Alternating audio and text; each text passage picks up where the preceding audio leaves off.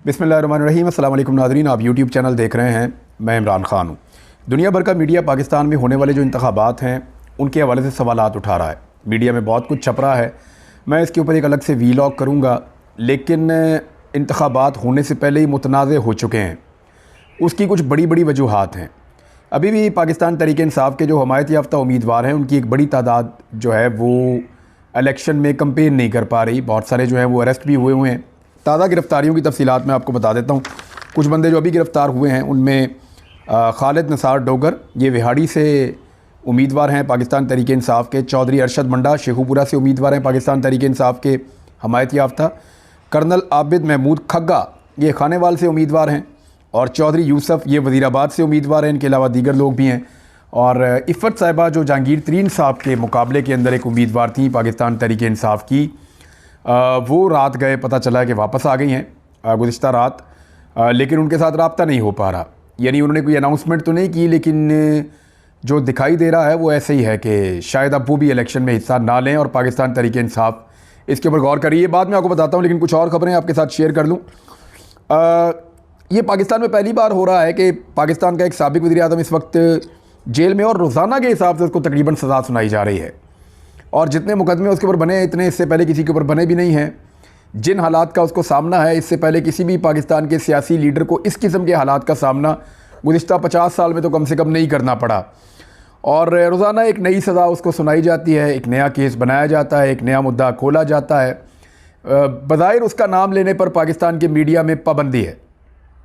आप तस्वीरें नहीं दिखा सकते, आप नाम नहीं ले सकते, लेकिन इसके बावजूद उस शख्स के बगैर कोई भी टीवी का एक प्रोग्राम या एक ख़बरनामा कंप्लीट नहीं होता। वो आदमी इतनी बड़ी सियासी हकीकत बन गया है कि आप उसका नाम नहीं ले सकते, उसका चेहरा नहीं दिखा सकते, और सियासत के अंदर उसका जो कद है वो इतना बड़ा है कि उसके बगैर आपका एक बुलेटिन भी मुकम्मल नहीं होता। तो मीडिया के लिए भी एक अजीबोगरीब मश्क करने का दौर था कि नाम लिए बगैर और चेहरा दिखाए बगैर कैसे एक शख्सियत जो है उसके बारे में रिपोर्ट करना है, क्योंकि इसके बगैर मीडिया का भी मंजन नहीं बिकता, वो बेचारे काम ही नहीं कर सकते। अब पाकिस्तान में ये जो इंतखाबात हैं ये अपने होने से पहले ही मुतनाज़ हो गए हैं ऑलमोस्ट। बहुत सारे इंटरनेशनल सहाफ़ी पाकिस्तान पहुंच चुके हैं, और वो जो चीज़ें रिपोर्ट कर रहे हैं वो हैरान कुन हद तक जो है वो अजीब हैं। यानी पाकिस्तान के बारे में ऐसी चीज़ें पहले मीडिया ने रिपोर्ट नहीं की। कुछ रिपोर्टें मेरे पास मौजूद हैं, इनके ऊपर एक अलग कर लेंगे पूरा वीलॉग, और डॉक्यूमेंट्रीज़ भी चल रही हैं, उनके बारे में मैं आपको बताऊँगा। लेकिन ये जो मुतनाज़ इलेक्शन होने जा रहे हैं, इनमें 2 सीटों के ऊपर मैं आपको एक चीज़ बता देता हूँ। एक तो सबसे पहले जो मरीम नवाज़ को एक ख्वाब है सबसे बड़े पंजाब के सूबे का वज़ीर आला बनने का, शरीफ ख़ानदान के लिए जो एक्चुअली उनके टारगेट्स हैं वो ये है कि मरीम नवाज़ पाकिस्तान के सबसे बड़े सूबे पंजाब की वज़ीर आला बन जाए। उनका पहला टारगेट तो ये है। दूसरा, नवाज़ शरीफ और शहबाज शरीफ दोनों वज़ीर आज़म पाकिस्तान बनने के ख्वाब देख रहे हैं। लेकिन एक अजीबोगरीब चीज़ जो महसूस कर रहे हैं लोग कि दोनों भाई वज़ीर आज़म बनना चाहते हैं, और दोनों अपनी अपनी अलग अलग कोशिश कर रहे हैं। शहबाज शरीफ जो हैं उनकी कबूलियत थोड़ी ज़्यादा है, नवाज़ शरीफ जो हैं उनकी कबूलियत उस लेवल की नहीं है, लेकिन उनके पास भी ये वाला अंसर मौजूद है, और वो इस सपोर्ट का बहुत फ़ायदा उठा रहे हैं। अपने मुखालिफिन को कुचल रहे हैं, उनको दबा रहे हैं, उनके दफातर बंद करवा रहे हैं। आप बड़े बड़े शहरों में घूम कर देख लें तो उनके सियासी मुखालिफिन को बैनर और पोस्टर लगाने तक की इजाज़त नहीं है। कोई अपने घर के अंदर भी मीटिंग नहीं कर सकता सियासी किस्म की। थोड़े दिन पहले एक साहब हैं, इनका ताल्लुक़ है मंडी बहाउद्दीन से, अफजाल साहब हैं। इन्होंने एक मीटिंग रखी थी, पाकिस्तान तहरीक इंसाफ के ये वर्कर हैं, और इन्होंने एक मीटिंग रखी थी। इनको दबाव में लाने के लिए पहले कोशिश की जा रही थी, फिर इनके वालिद को गिरफ़्तार कर लिया गया। इनके वालिद जो बहुत ही ज़ईफ़ थे, बहुत बूढ़े इंसान थे, उनको गिरफ़्तार कर लिया गया। बकौल इस शख्स के, अफजाल साहब के, इन्होंने बड़ी कोशिश की अपने वालिद को रिहा करवाने की। पुलिस से बात करते रहे, DSP से बात की, SHO से बात की, बल्कि DPO को भी राब्ते किए गए, लेकिन वो सारे जो है वो ये बेटा मांग रहे थे कि बाप के बदले में, कि जनाब जो है बाप को हम नहीं छोड़ सकते, अभी छोड़ देते हैं, या आसरे दे रहे थे उनको। तो उनके वालिद का चंद दिन के बाद दौरान हिरासत इंतकाल हो गया। यानी वो इस हालत में था, ज़ईफ़ आदमी, वो सख्तियाँ बर्दाश्त नहीं कर सका, कैद की, और वो अपने खालिक हकीकी से जा मिला। अब ये एक ऐसा इंसिडेंट है कि किसी भी अगर सिविलाइज्ड मुआशरे के अंदर हो कि बग़ैर FIR के, बग़ैर किसी जुर्म के बगैर किसी वजह के एक बुज़ुर्ग आदमी को पकड़ के आपने लॉकअप में बंद कर दिया और उसको छोड़ भी नहीं रहे। तकादा सिर्फ ये है कि उसका बेटा एक पॉलिटिकल पार्टी को सपोर्ट करता है, वो सपोर्ट छोड़ दे, या उसका बेटा एक प्रेस कॉन्फ्रेंस कर दे, या उसका बेटा जो है वो गिरफ्तारी दे दे, पकड़ा जाए। तो ये उस बाप का तो कुछ लेना देना नहीं था उसमें, और बहुत सारे लोगों ने पुलिस को ये कहा भी। लेकिन जब उनकी डेथ हो गई पुलिस स्टेशन के अंदर तो फिर लोग पहुंचे वहाँ पे बहुत बड़ी तादाद में। मैंने पुलिस के चेहरे के ऊपर कुछ वीडियोस में दो तरह के रद्द-ए-अमल देखे। एक तो ढिठाई देखी कि वो अक्कड़ के ढीठों की तरह खड़े हुए थे, वहाँ पे भी कह रहे थे कि आप बदतमीज़ी से बात ना करें। उन लोगों को जिनका एक बुज़ुर्ग मार दिया गया हिरासत में, और जो उसके साथ सलूक हुआ वो भी आपके सामने है कि इतने बूढ़े आदमी को उठा के लॉकअप में बंद कर दिया, और जब उसका इंतकाल हो गया तो फिर वहाँ पे ढीठों की तरह खड़े हुए अकड़ रहे हैं वहाँ पे भी कि तमीज़ से बात करो हमारे साथ, बड़े साहब आए हुए हैं, उनकी तबीयत पे गरा ना गुजरे।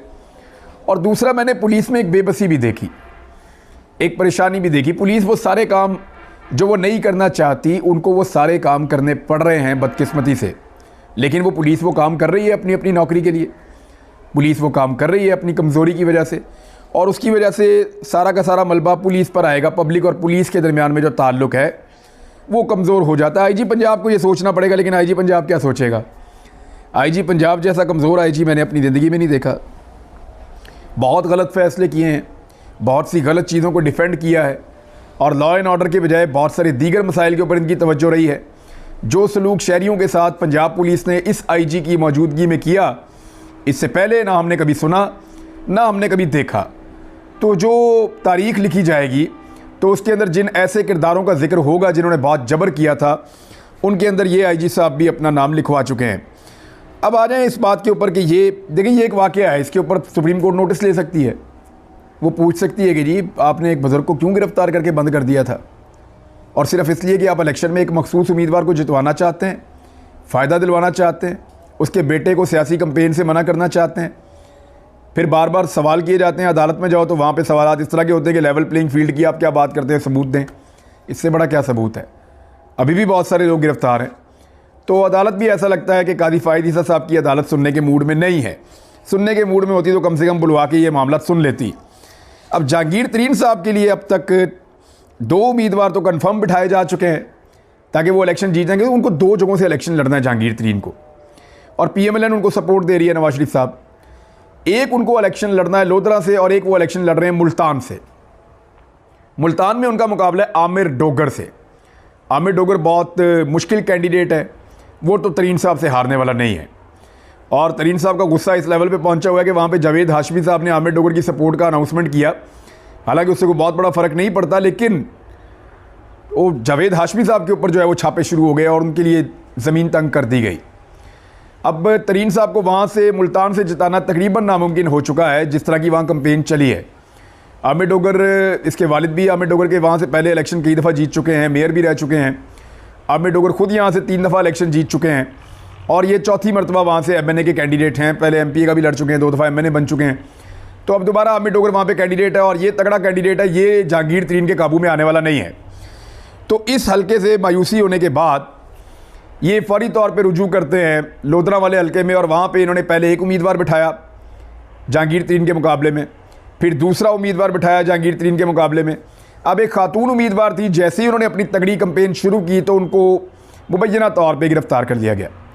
पहले वो गिरफ़्तार हो गई खातून, और उसके बाद फिर वो रात गए, सुनने में आ रहा है कि वापस आई हैं, और तब से अब तक उनसे रब्ता नहीं हो रहा। पाकिस्तान तहरीक इंसाफ के लोगों को कहना है कि लगता है वो भी कंप्रोमाइज़ हो गई हैं, या उनको इस कदर दबाव में ले लिया गया है कि वो अब इलेक्शन नहीं लड़ सकती। तो इसके ऊपर पाकिस्तान तहरीक इंसाफ एक नई स्ट्रेटजी बना रही है, लेकिन अभी वो उसको अनाउंस नहीं करेंगे। वो उसको अनाउंस तब करेंगे जब बहुत देर हो गई होगी। यानी जहांगीर तरीन साहब के मुकाबले में जो भी उम्मीदवार आता है लोधरा से, उसको गिरफ़्तार कर लिया जाता है, वो बेचारा कहीं चला जाता है, वापस आता है, आगे कहता है जी मैं तो लड़ नहीं रहा इलेक्शन, वो दस्तबरदार हो जाता है। तो जहांगीर तरीन को अकेले रेस में दौड़ाने की कोशिश की जा रही है कि किसी तरह ये बंदा मेंबर कौमी असम्बली बन जाए, जहांगीर तरीन। और बना कौन रहा है? मुझे अच्छी तरह याद है कि दुनिया TV में मेरा एक फड्डा ये भी हो गया था कि सलमान शहबाज एक दिन अचानक बड़ी फरमाइश करके बीपर के ऊपर आ गए। यानी मैं प्रोग्राम कर रहा था, सलमान शहबाज साहब जो है उन्होंने कहा जी मैंने आना है, और फरमाइश करके मेरे प्रोग्राम के अंदर आ गए लाइव।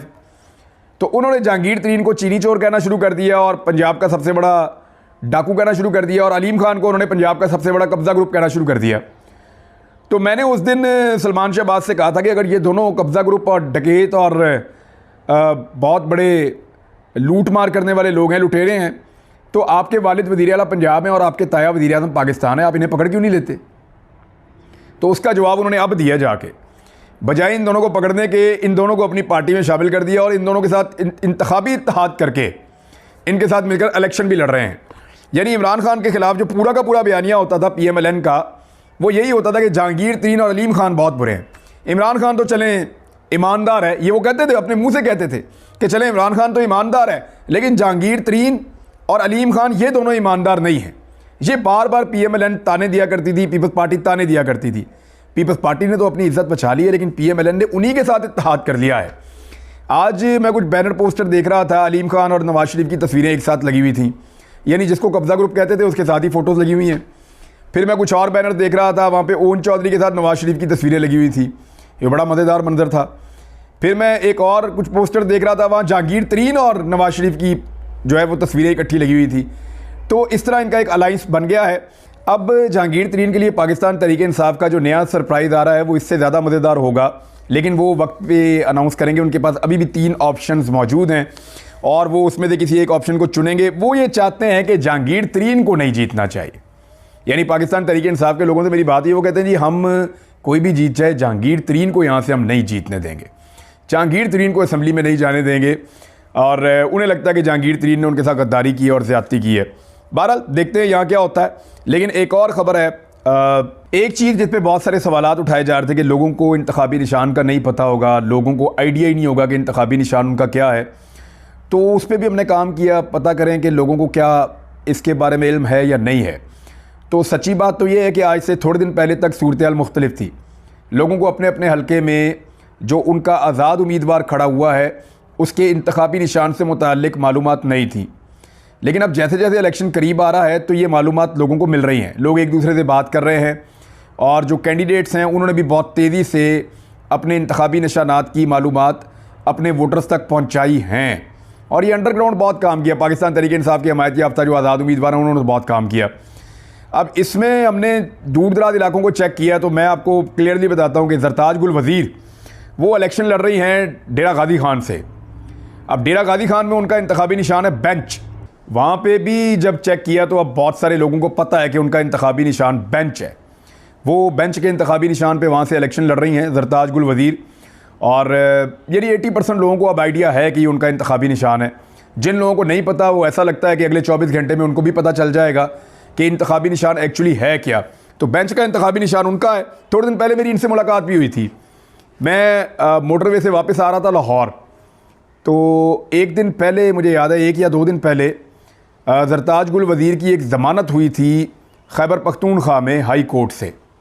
और उसके बाद जो क़यामत आम आता है रास्ते में, वहाँ पे अचानक इनसे मेरी मुलाकात हुई, जहाँ पे आप फ्यूल लेने के लिए रुकते हैं, पेट्रोल लेने के लिए रुकते हैं, वहाँ पे इनकी भी गाड़ी कहीं में रुकी हुई थी। तो एक लड़के ने मुझे आकर बताया, फिर ये आकर मुझे मिली ज़रताज गुल वज़ीर साहिबा। तो इनकी जो हालत थी उसको देखकर मुझे आइडिया हो गया था कि पिछले चंद महीने इन्होंने किस तकलीफ़ में और किन हालात में गुजारे होंगे। तो मैंने इनसे पूछा आप किधर जा रही हैं? तो इन्होंने कहा मैं वापस जा रही हूँ डेरा गाजी खान। तो मैंने इनको कहा कि आप अभी तो आपका ज़मानत आपके पास खैबर पख्तूनख्वा में है, तो पंजाब में तो शायद आपके पास ज़मानत भी नहीं है, तो आप ये रिस्क ले रही हैं, आपको वहाँ गिरफ़्तार कर लेंगे। तो ज़रताज गुल वज़ीर ने, मुझे याद है, मुझे कहा था कि मैं अपने हलके के लोगों को, मैं अपने हलके को और अपने वर्कर्स को अभी अकेला नहीं छोड़ सकती। अब आगे इलेक्शन सर पे है, मुझे जाकर वहाँ पे अपने कागजात भी जमा करवाने हैं, मुझे इलेक्शन लड़ना और मुकाबला करना है, तो मैं मैदान में जा रही हूँ। तो ये मैदान में चलेगी। अब इन्होंने जो कंपेन की है अपनी अंडरग्राउंड, उसमें कम से कम ये कामयाब हुई हैं ये बताने में अपने वोटर को कि इनका इंतखाबी निशान बेंच है। तो ये जो एक मसला था जिसके बारे में कहा जा रहा था लोगों को पता ही नहीं चलेगा, अब ज़्यादातर लोग इसका अंदाज़ा लगा चुके हैं। जिन्हें नहीं पता, मेरे ख्याल में इलेक्शन की सुबह तक सबको आइडिया हो जाएगा कि किस उम्मीदवार का क्या इंतखाबी निशान है। कुछ चीज़ें और हैं वो मैं आपके साथ शेयर करूँगा, आरओज़ का रोल क्या होगा इन इंतखाबात के अंदर, और कुछ नई चीज़ें जो है वो सेटलमेंट हो रही है पॉलिटिकल पार्टीज़ के बीच में, वो क्या हो रही है। बड़ी दिलचस्प किस्म की इन्फॉर्मेशन आपके साथ शेयर करूँगा अगले वीडियो में। अब तक के लिए इतने, अपना ख्याल रखिएगा, अपने इस चैनल का भी। अल्लाह हाफ़िज़।